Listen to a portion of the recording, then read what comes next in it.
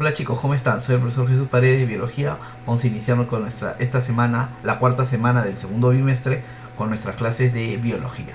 ¿Sí? Hay que seguir tomando nuestras medidas de cuidado, a pesar de que desde hoy día ya se puede salir desde hoy lunes ya se puede salir a la calle. En algunos casos, algunos labores, algunos centros de trabajo van a estar aperturados, centros comerciales, pero hay que tener mucho cuidado. Acabamos de ver que ha habido un rebrote en China por la apertura de todo esto, entonces es de bastante tomar de cuidado, ¿sí?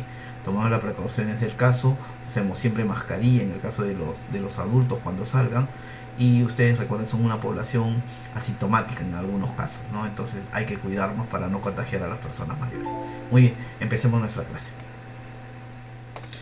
Muy bien chicos, y esta semana lo que veremos es Citología 2, que corresponde a cubierta y envoltura celular, ¿sí? Ya estamos en el segundo bimestre, continuamos, vamos a ver este tema. Muy bien, recuerda que estamos viendo los componentes de la célula eucariota. Ya hemos visto en la clase pasada diferencias entre procariota y eucariota, y ahora vamos a ver partes, lo que corresponde a célula eucariota, ¿no? La célula eucariota, recuerda que está formado por 4 partes. La primera es la envoltura o cubierta celular. Envoltura o cubierta celular. Luego tienes la membrana celular, el citoplasma y el núcleo, ¿sí? Envoltura o cubierta celular, la membrana celular, el citoplasma y el núcleo, viéndolos desde afuera hacia adentro. La envoltura celular existen dos tipos: la que presentan las plantas, las algas y los hongos, que es la pared celular, característico en plantas, y la que presentan animales y protozoarios, que tienen glucocálix, ¿sí? Recuerda. Entonces, hay dos tipos de envoltura o cubierta celular. ¿Y para qué me permite esto? Esto me va a permitir hacer una diferenciación dentro de las células eucariotas. Hay que recordar que existe célula eucariota animal, por eso dice animales, y células eucariotas vegetales, ¿sí? En plantas. Pero así que las células vegetales también lo presentan las algas y los hongos. Y las células llamadas animales las tienen los protozoarios, que son los que dieron origen a los animales en orden evolutivo, entonces también ellos las presentan. Recuerda, entonces la célula presenta 4 partes: cubierta o envoltura celular, la membrana, el núcleo y el citoplasma, ¿sí? Entonces vamos a tener esas que son las estructuras que presenta la célula eucariota.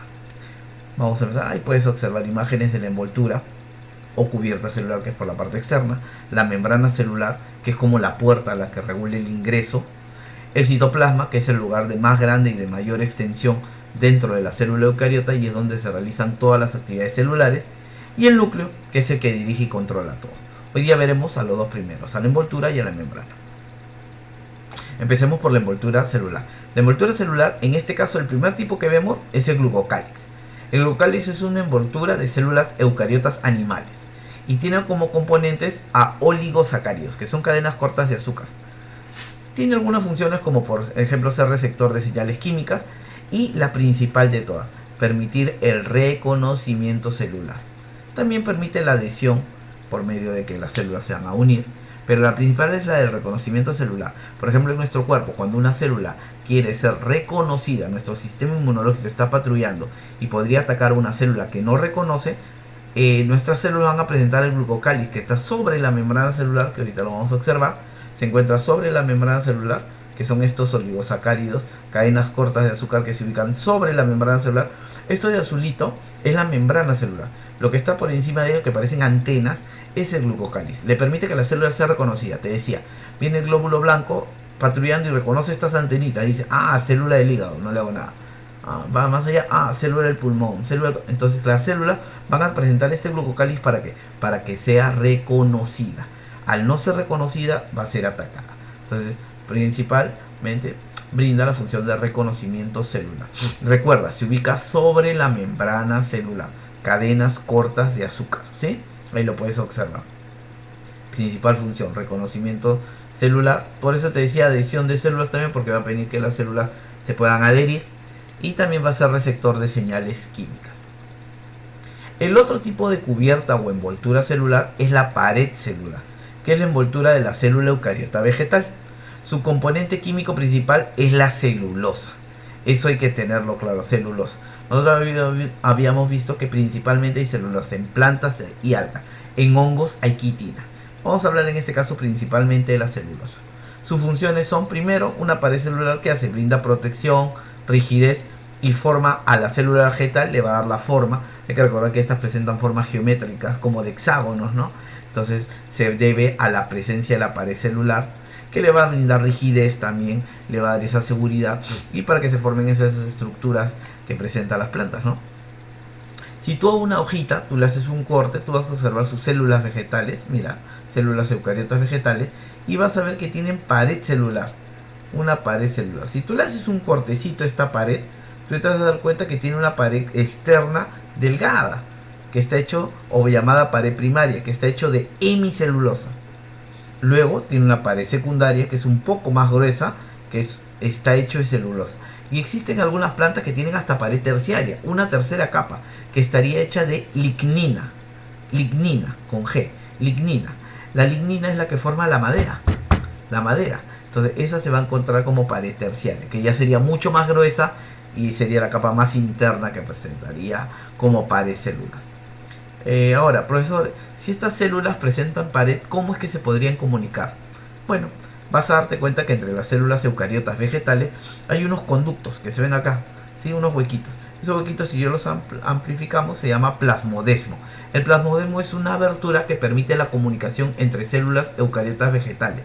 Va a permitir que la información pase a través de la pared celular, le va a permitir comunicarse, ¿sí? Va a estar, entre célula y célula existe una lámina media, ¿sí? Y vamos a observar esto.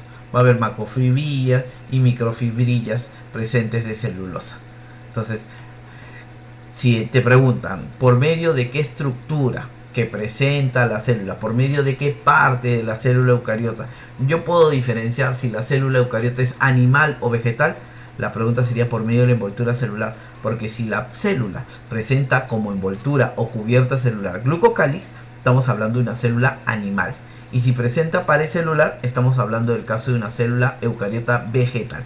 Entonces la envoltura o cubierta celular me permitiría diferenciar si la célula es eucariota animal o eucariota vegetal.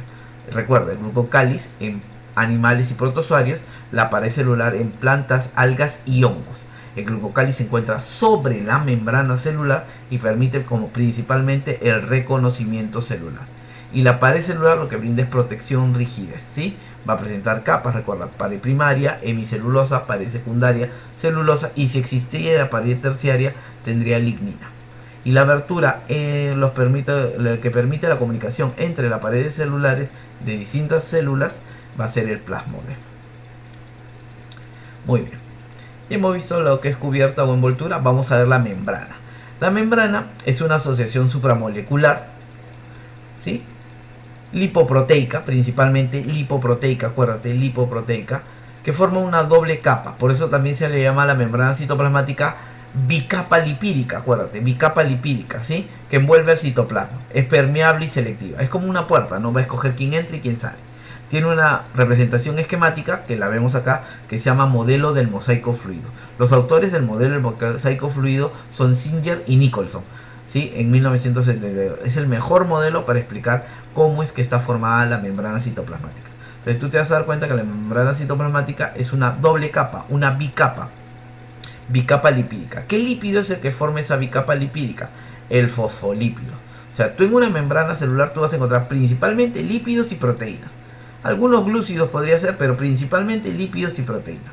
En el caso de los lípidos, vamos a tener a los fosfolípidos, que forman la bicapa lipídica en las membranas, y es el que ves tú acá en azulito. Este es el fosfolípido, ¿sí? Es el responsable de formar la bicapa lipídica. Luego también puedes tener presencia de colesterol, que solo se encuentra en membranas de células animales, debido a que en plantas se llama ergosterol, recuerda, ¿sí? Entonces los fosfolípidos que forman la bicapa lipídica, y también hay la presencia de colesterol. En algunos casos hay glucolípidos que van a estar acá formando, también ayudando a lo que es el glucocáliz, que estaría formado por algunos lípidos, ¿sí? Pero principalmente la membrana celular está formada por los fosfolípidos y el colesterol en animales, y en plantas el fosfolípido y el ergosterol. Entonces recuerda, bicapa lipídica, dos capas de lípidos. ¿Qué lípido es el que forma la doble capa? El fosfolípido, acuérdate. Luego tiene la presencia de proteínas, que pueden ser de dos tipos. Las proteínas periféricas, como su nombre lo dice, periféricas, están a los bordes, ¿sí?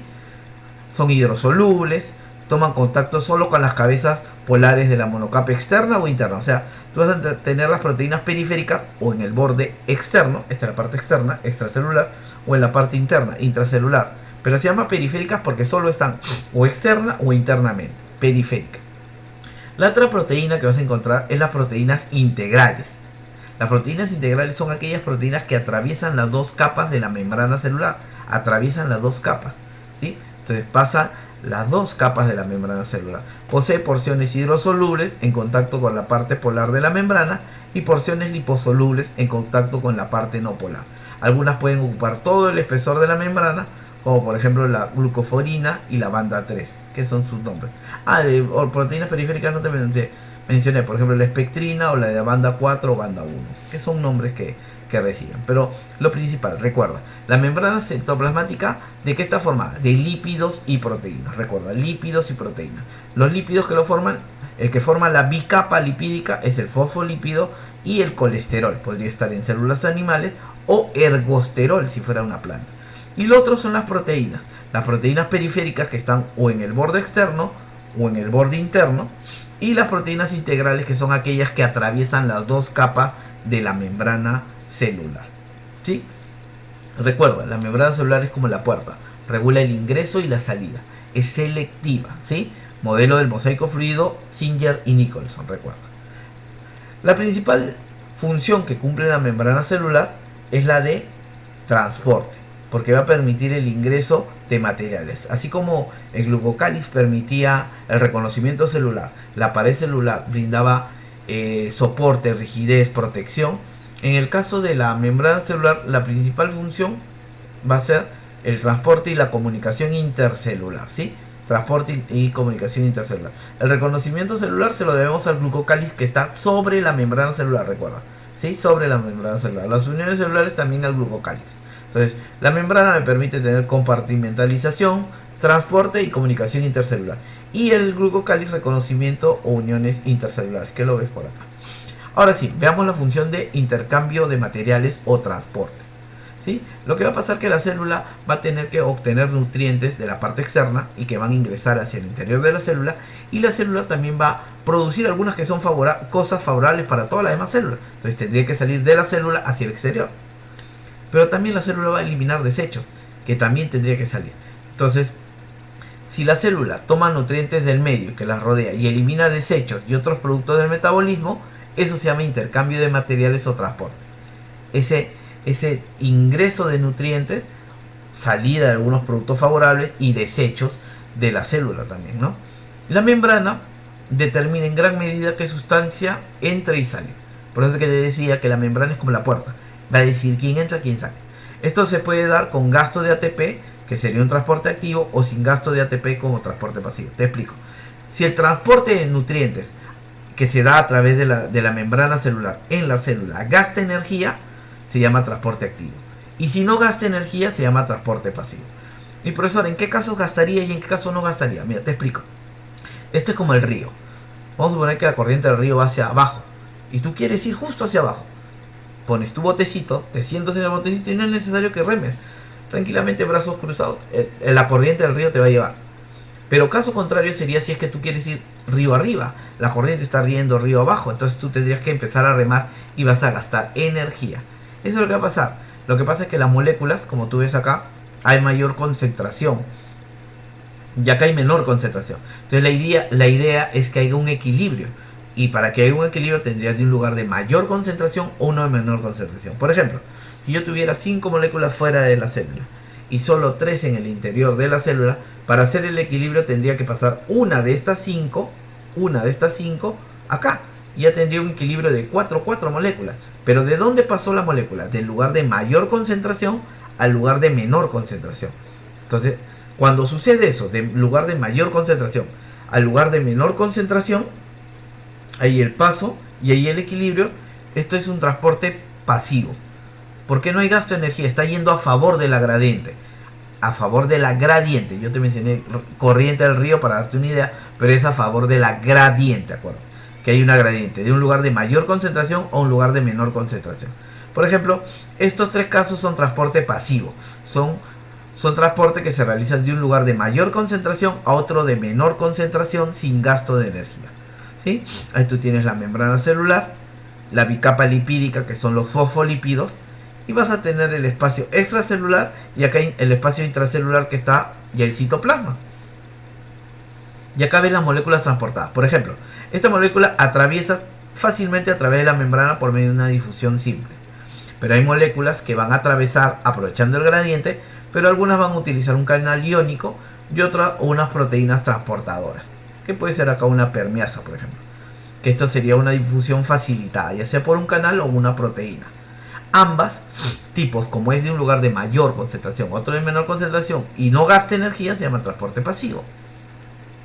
En cambio, las que van en contra de la gradiente, no van a favor sino en contra, van a tener que gastar energía, y eso se llama transporte pasivo. Y acá tenemos casos que utilizan proteínas transportadoras, como es el caso de la bomba de sodio-potasio, que es un muy buen caso de transporte activo. Entonces, transporte pasivo no gasta energía y transporte activo sí gasta energía. ¿Cuándo es que no se gasta? Cuando vas de un lugar de mayor concentración a uno de menor concentración, transporte pasivo. Y lo contrario sería transporte activo, recuerda. Veamos transporte activo. El transporte pasivo, dijo. Transporte pasivo, no se gasta energía en forma de ATP. El ATP es la moneda energética del cuerpo, ¿sí? Es la energía. Y se da por difusión. ¿Qué es difusión? El paso de sustancias de mayor a menor concentración, lo que te explicaba. Ahora hay tipo de difusión. Por ejemplo, tenemos el caso de la ósmosis, que es la difusión de agua, es el paso de agua.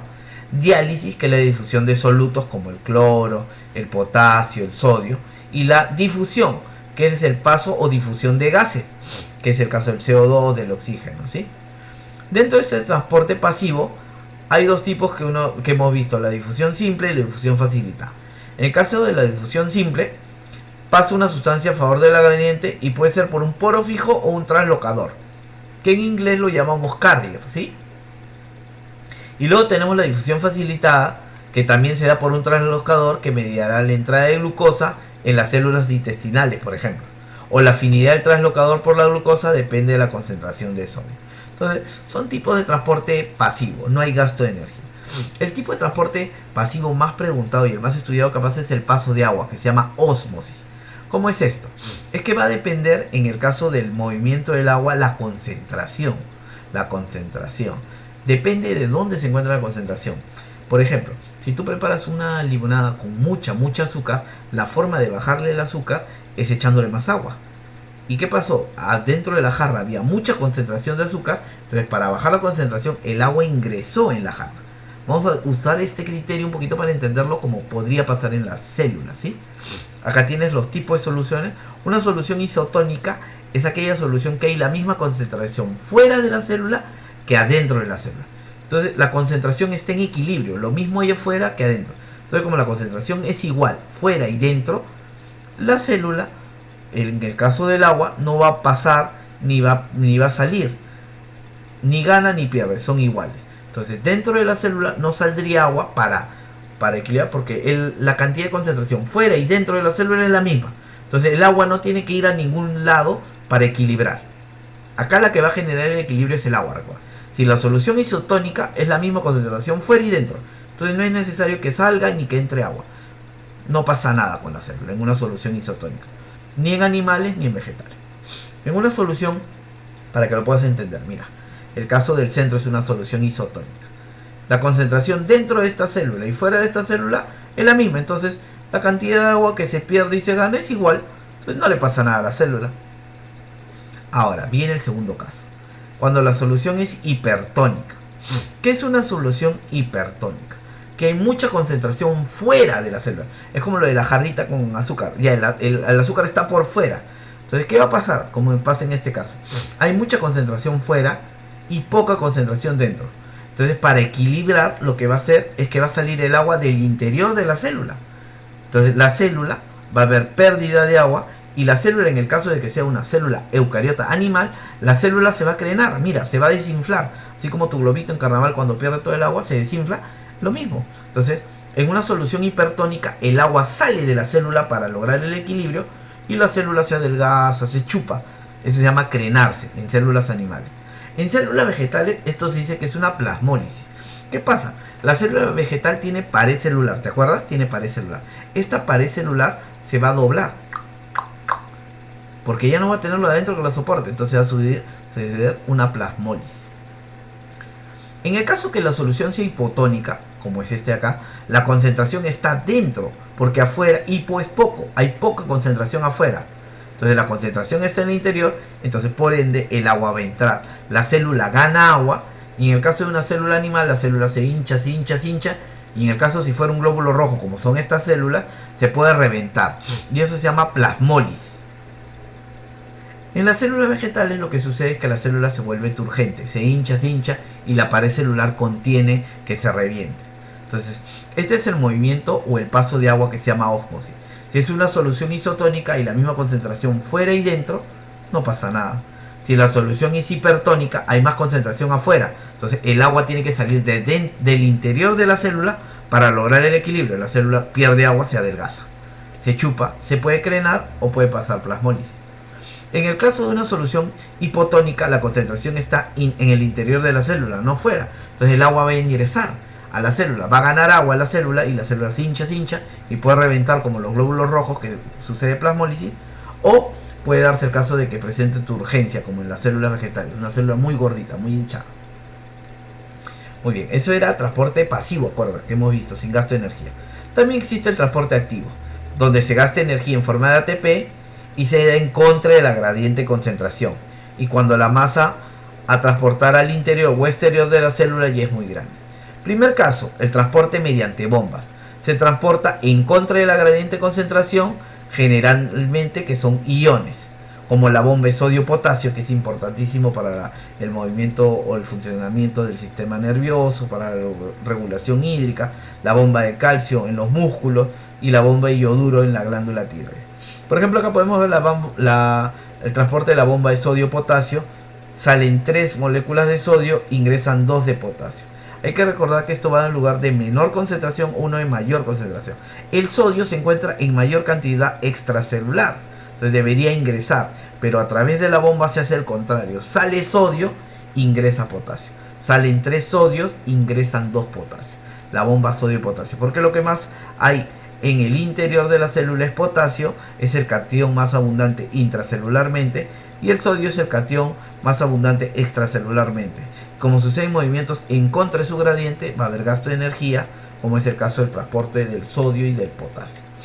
Otro tipo de transporte que gasta en energía es el transporte mediante masas, que es un transporte obviamente que va a gastar energía. ¿Por qué? Porque la membrana va a perder una parte de ella para que ingrese o para que salga. Entonces luego la membrana hay que repararla, entonces va a tener que tener gasto de energía.